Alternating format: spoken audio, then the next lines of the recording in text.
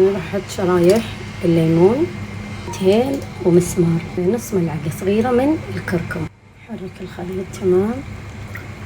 دجاج واخليه لمدة ثلث ساعة وبعدين اشيله من هالمنقوع. طبعا ما راح يكون في اي زفرة في دجاج الشواية. خلاص راح اشيل الدجاج.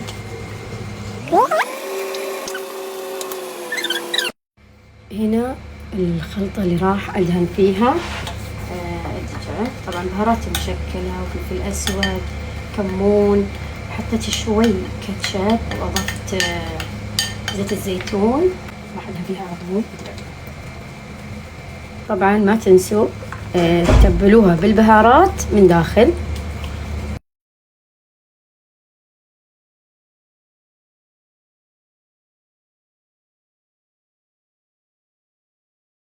وهنا شكيناها في سيخ الشوي وراح ندخلها الفرن.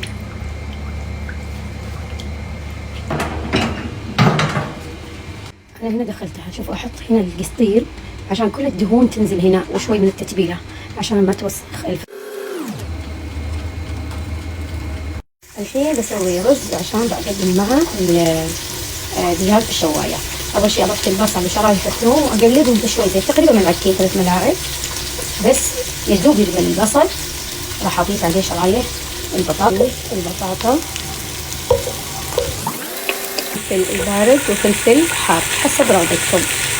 اضفت نص ملعقه من الكركم وراح اضيف تقريبا ملعقه من البهارات المشكله. هنا راح اضيف ملعقه صغيره كلها من الزنجبيل، الملح، حبتين ومسمار هم مع بعض. بس قبل اغطيه راح اضيف الجزر. سلقت الرز نفس ما قلت لكم نص استوى، راح انزل على البطاطا نقول الزعفران. وهنا الرز بعد ما حطيته في صحن التقديم. شايفين الجمال والريحة طبعا خيالية، ما يحتاج أقول من الشكل.